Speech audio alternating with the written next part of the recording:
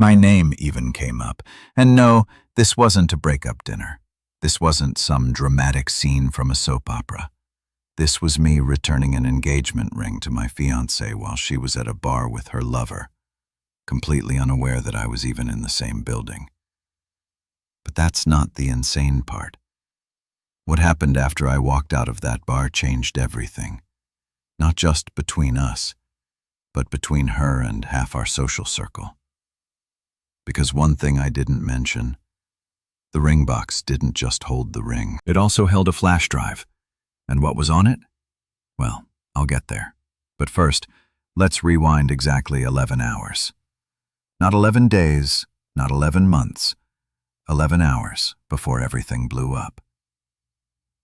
I woke up on the living room couch again, not because we fought, not because I snore, but because she said she needed space and couldn't sleep next to someone who didn't understand where she was emotionally.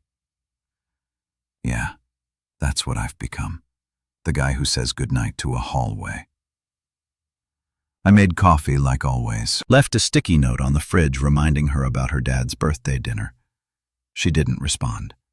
Instead, she left the house in a cloud of perfume, not dressed for work. That's when the red flags started whipping me in the face like wet laundry in a storm. I checked her calendar. Blank. I checked her work messages. Yep, I know her login. Judge me later. Nothing scheduled. But her favorite heels were gone.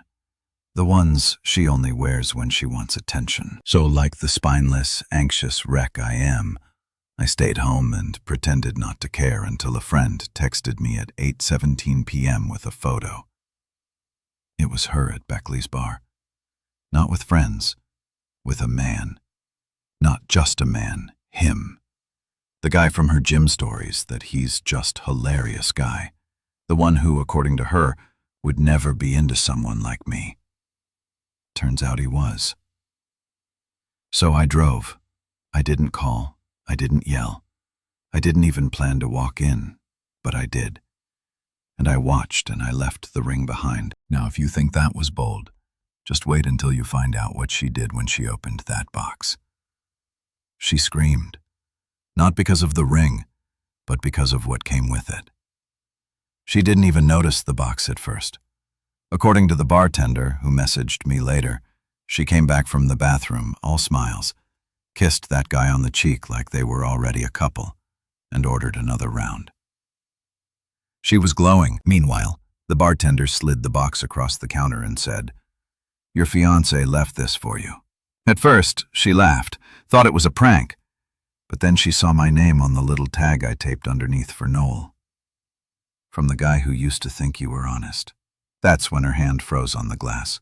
The guy next to her apparently asked what was going on, but she didn't answer. She opened the box. Inside was the engagement ring, sitting perfectly upright in its original slot. And right under it, barely noticeable unless you lifted the phone, was a tiny black flash drive. I knew she'd check it. She's too curious not to. And when she did, when she finally got somewhere private and plugged it in, that's when everything began to unravel faster than I ever expected. Because that flash drive didn't just hold pictures or vague threats. It had footage, 2 short videos. The first was a screen recording from my laptop dated 2 weeks ago showing her screen mirrored onto my monitor by accident. She had been messaging the same guy she was now sitting with at the bar. The texts were awful, mean, cold. Jokes about how Clifton would cry over a dented cereal box and how the wedding will be a good excuse to milk him for one last gift before she vanishes. She said, "I was like a sad little plant that keeps asking for water from a broken sink." The second video, that one was worse. And honestly, it hurt to even edit. It was security cam footage from the apartment lobby 2 nights ago. Her sneaking in around midnight, hair messed up, giggling with the same guy, stopping just inside the door to kiss him before tiptoeing up the stairs. I'd requested the footage as a last resort. I never thought I'd need it. Now, before you think I'm some kind of mastermind or revenge genius, let me be clear. I was a mess while doing all this. Hands shaking, heart racing, questioning if I was going too far or not far enough. I didn't want to destroy her. I just wanted her to know that I knew. I wanted her to feel that moment of panic I'd been living in for weeks. But what I didn't plan for was her reaction, because the minute she opened the box and saw that drive, she left the bar without a word. Didn't say goodbye to him, didn't finish her drink, just vanished.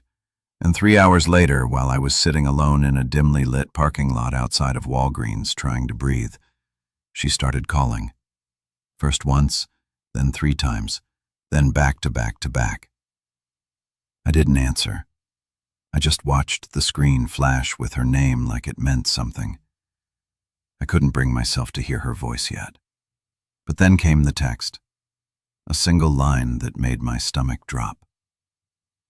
Cliff, we need to talk. It's not what you think.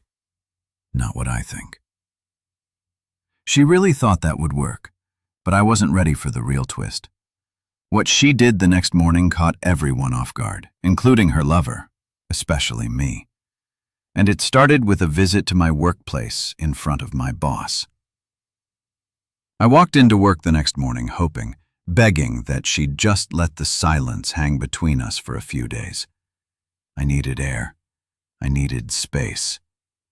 Instead, the moment I stepped into the IT department side entrance, I saw her. Noel, dressed in the same white blouse from the night before, standing outside my office door like she belonged there.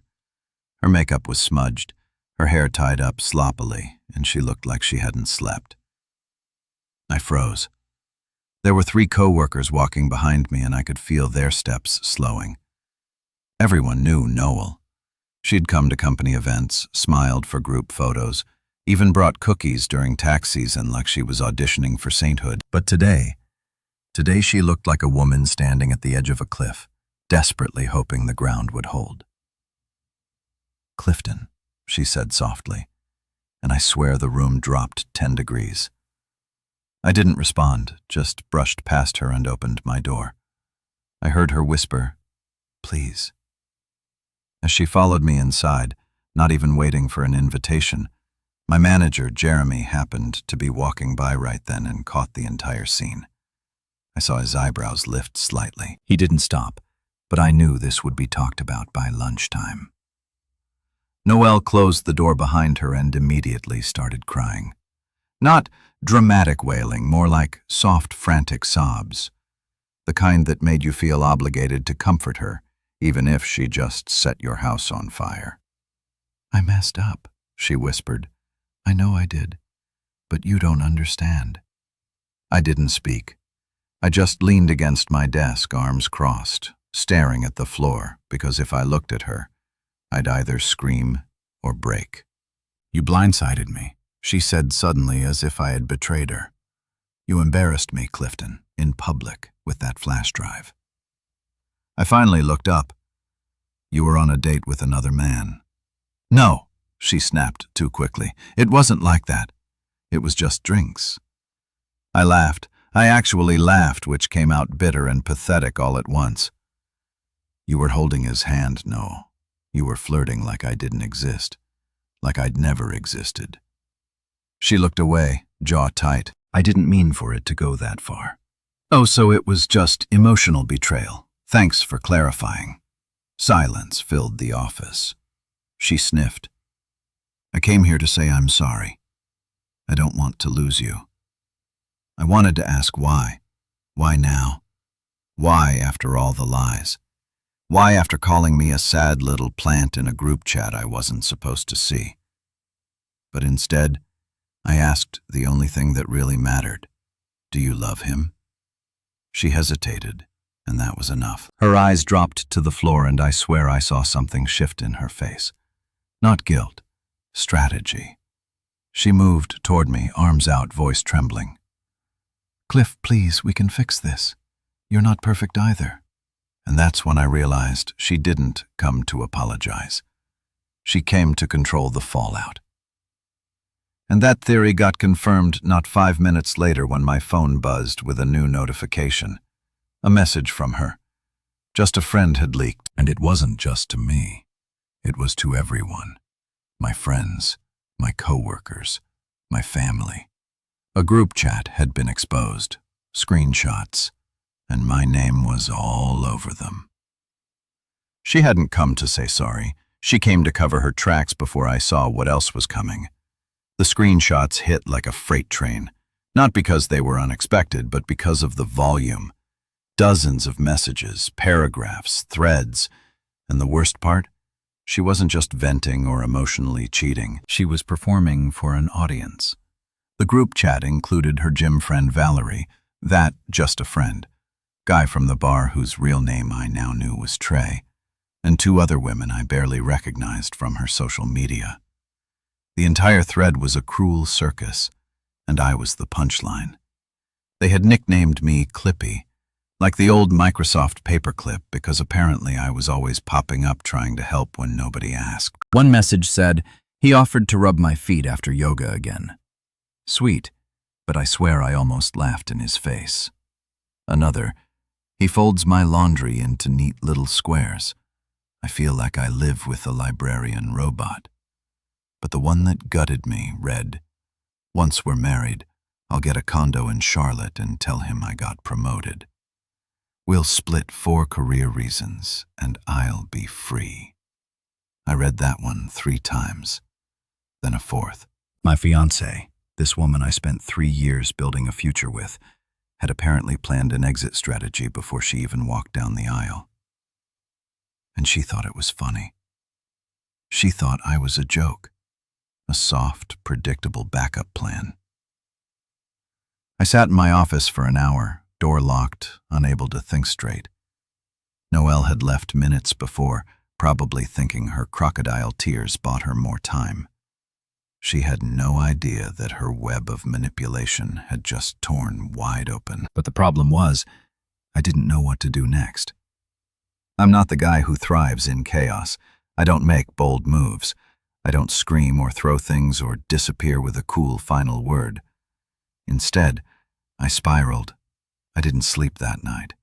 I just lay there in the apartment we still shared, staring at the ceiling while she slept on the other side of the bed like nothing had happened. At 3 a.m., I got up, went to the kitchen, and made tea. She came in a few minutes later in one of my old hoodies like it was her shield. "You saw it all, didn't you?" she whispered. I didn't respond. "It was just jokes," she added. "You know how girls talk girls?" That group included a man who kissed her 2 nights ago in our lobby. When I didn't answer, she stepped closer. "Clifton, you're overreacting. I was just blowing off steam. I never meant any of it. I love you. You know I love you."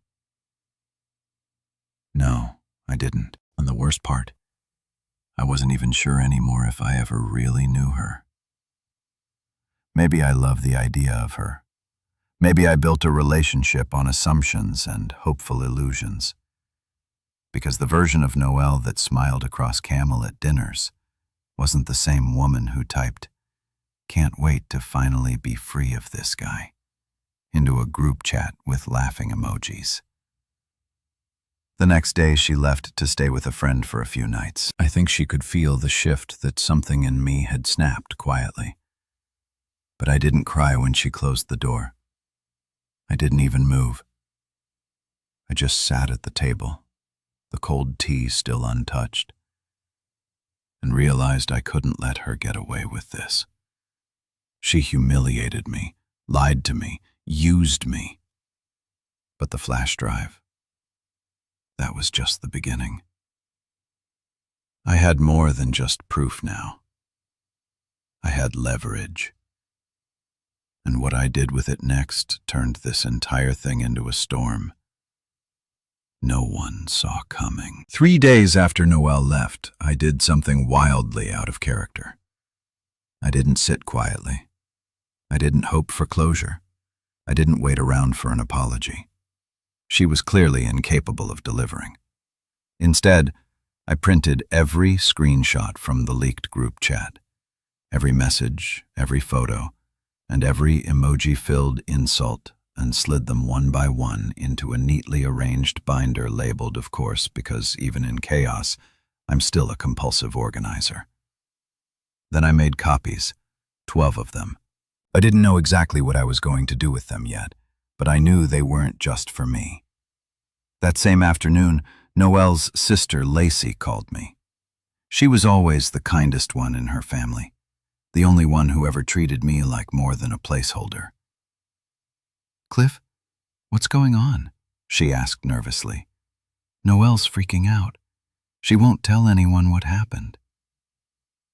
I paused for a moment, then said flatly, "She'll tell you soon, trust me." Because I had a plan now. It came together late the night before while I stared at the engagement photos we paid nearly $2,000 for. There we were in matching denim, laughing on a park bench. Me looking at her like she was magic. Her looking into the camera like she already knew this wouldn't last. I packed up a box with the ring, the binder, a copy of the flash drive, and a note that read, "He deserves the truth, doesn't he?" And I mailed it to her father. He was a pastor, the kind who always talked about honesty, loyalty, and character over Sunday dinners. He adored me. I don't know if he truly believed I was good enough for his daughter, but he respected the way I treated her. He told me so once while we were fixing a crooked picture frame in their hallway. I mailed the box in the morning. By noon the next day, all hell broke loose. My phone lit up with missed calls from numbers I didn't recognize. Her father, her mother, even her aunt from South Carolina. But I didn't answer. Not because I was being cruel, but because I didn't want to hear their shocked, embarrassed attempts to spin her betrayal into something complicated or misunderstood. Noel showed up again. This time she pounded on the door hard. "Clifton, what did you do?" she shouted through the wood. "Why would you drag my family into this?" I opened the door just enough to look her in the eyes. "You humiliated me in front of strangers," I said. "I figured your family at least deserved the same courtesy." She was shaking, furious, and for the first time not because she was caught, but because she'd lost control. That's all this ever was to her, control. The relationship, the story, the image of us. "You ruined everything," she whispered. "No," I corrected. "You did that. I just documented it." She tried to push her way inside, but I blocked her. "You need to leave, Noel, and don't come back without a lawyer." She gasped. "Are you serious?" I nodded completely. She laughed, a hollow, panicked sound. "You're not strong enough to follow through." Maybe not, but I wasn't going to be her fool anymore. I closed the door, locked it, and finally, I felt like I'd just taken my first full breath in weeks. But the next morning, something happened that reminded me how far she was willing to go to protect her lies. Because when I got to work, my boss called me in and said someone had submitted a complaint against me. The HR office has that sterile, suffocating silence that makes you feel guilty just for breathing. My boss, Jeremy, didn't even look me in the eye when he asked me to sit down. The head of HR, Vanessa, had a manila folder already on the table. I could feel my heart in my throat. I hadn't even taken my jacket off before she said the words that made my entire body go cold. "There's been a complaint, Clifton, from a third party, alleging inappropriate digital behavior within the workplace." I blinked, stunned. "I'm sorry. What?" Vanessa tapped the folder gently. "Someone submitted a claim that you used company resources to conduct a personal smear campaign, specifically targeting your fiancée, her private communications, and her image, that you distributed unauthorized content and used internal systems to spread defamatory materials." I wanted to laugh. Defamatory. She was the one who lied, cheated, mocked me behind my back. And now, because I refused to keep my mouth shut, I was somehow the villain. "This is retaliation," I said flatly. "I exposed the truth. I didn't use company tools. I used my own personal devices, my home internet, and the evidence came from my own relationship. None of this has anything to do with this company. Jeremy finally looked at me. His expression was tight. Cliff, I believe you. But she submitted this with screenshots, edited ones from what we can tell. But it still triggered a formal process. HR has to document everything. You're not under suspension, but we need to be cautious. Vanessa added, "We'll need your full written statement, and we recommend limiting contact with anyone involved while we investigate." I nodded slowly. My hands were trembling, but I kept them under the table. She wasn't just trying to save face. She was trying to burn everything around me until I was too buried in ash to fight back. I left the office with a warning not to discuss the matter with coworkers, but it was too late. The rumor mill had already activated. I passed 2 people whispering near the break room. I heard my name. I saw the looks.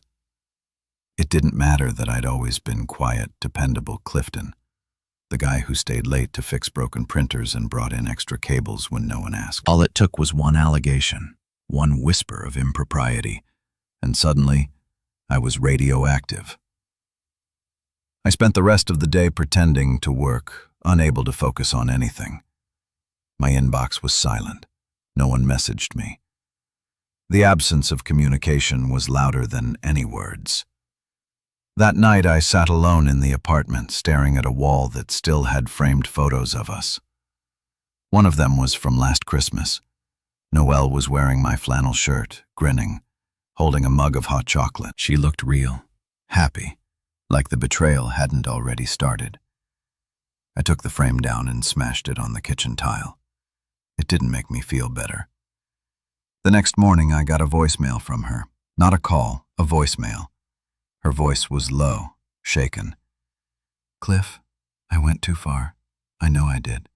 I didn't mean to jeopardize your job. I just panicked. Please call me back, please." She was spiraling.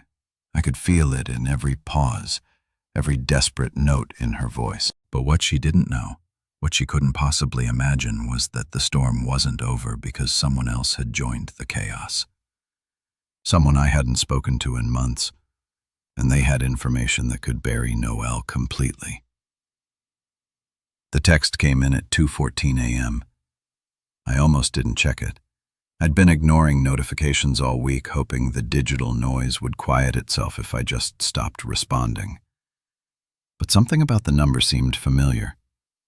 When I opened it, I froze. "Clifton, it's Renee. We need to talk. It's about Noelle. It's worse than you think." Renee was my ex. We hadn't spoken since before I met Noelle. The breakup had been messy, emotional, and largely my fault. I wasn't ready back then, and she wanted more than I could give. I never expected to hear from her again, and certainly not in the middle of this nightmare. I hesitated. It could have been baked, drama, a setup. But curiosity, or maybe desperation, won out. I replied, "Call me." "Not now. Tomorrow morning, please." At 8:07 a.m., my phone lit up. "Cliff, I'm sorry to just dump this on you," she said, her voice a little breathless. "But I know about Trey, the guy Noel's been seeing. He used to date my cousin.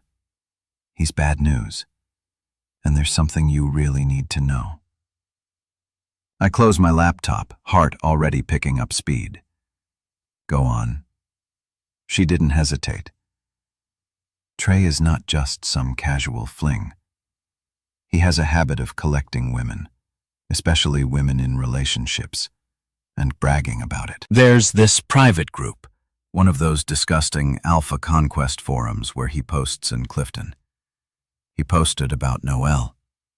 My stomach dropped. She kept talking, her words fast and loaded with regret. Screenshots, photos, bragging about how easy it was, even claimed he was sleeping with her before you proposed. It felt like the floor was tilting beneath me. I gripped the edge of the desk, trying to steady my breath. You sure it's her? I'm positive. She has a tattoo on her shoulder blade, right? Little triangle design. She did. No one else would have known that unless they'd been close. Renee sent me the link, the post, the thread, all of it. There she was, Noel. Blurred face, yes, but unmistakable. His caption made my skin crawl. Engaged to a doormat. She doesn't even ask questions when she comes home late. Weekends are mine. Countdown to wedding crash. T-minus 23 days. 23 days. He posted that 2 weeks ago while she was still pretending to plan a life with me. I sat there staring at the screen, numb. And then the fury crept in. This wasn't just about betrayal anymore. It wasn't even about the group chat or the lies or the HR stunt. This was systematic humiliation, a coordinated dismantling of my life by people who saw me as nothing but a stepping stone. I gathered everything, every screenshot, every message, the full thread from the forum, and I sent it to HR. I told them the full story, laid out everything from the beginning, the drive, the harassment, the manipulation, the retaliation. Vanessa responded within 2 hours. We're taking this very seriously. Thank you for your transparency. I'll escalate this to our legal team immediately. And then came the message I didn't expect from Trey. It was a voice memo, just 4 words. You started a war. I didn't reply because I didn't need to fight a war. I'd already won. Noelle just didn't know it yet, but she would, because the final piece, the one thing she'd feared most, was already on its way to her doorstep, courtesy of my mother. My mom has never been the type to get involved in my personal life. She's sweet, quiet, teaches elementary school, and still handwrites Christmas cards to people who haven't sent her one in 5 years. But when she found out what Noelle had done, when she read the group chat messages, saw the posts, listened to my voicemail where my voice cracked just trying to explain, she didn't hesitate. I'm sending her a letter, she said. Not to be cruel, just so she knows what kind of man she threw away. I didn't ask what she wrote. I didn't need to. All I know is that Noelle received it 3 days later, hand-delivered with a copy of our canceled venue deposit, the RSVP list with most names now crossed out, and a photo my mom had kept from years ago. Me, as a kid, holding a handmade sign that said, I believe in kindness. Noelle texted me 1 word after that. Why? I didn't respond. She moved out the next weekend. No big scene, no apologies. Just a cab waiting downstairs and a few quiet knocks on the door to let me know she was taking her things. She left the key on the counter beside a candle I'd bought her last Valentine's Day. The wick was in use. I kept the apartment, changed the locks, and for the first time in months, I felt something I hadn't in ages. Relief. Not victory, not spite. Just the lightness of no longer being tied to someone who saw me as weak just because I was gentle, who mistook kindness for foolishness, who underestimated the quiet guy with the color-coded spreadsheets and nervous laugh. Noel and Trey, they didn't last. A mutual friend told me Trey ghosted her the week after the forum leaked. Word got around. She lost a few friends, and from what I hear, she's been keeping a low profile ever since. I don't wish her harm, but I do hope she learned something. As for me, I started therapy. I adopted a dog named Maple who chews my shoes and somehow makes the apartment feel warmer.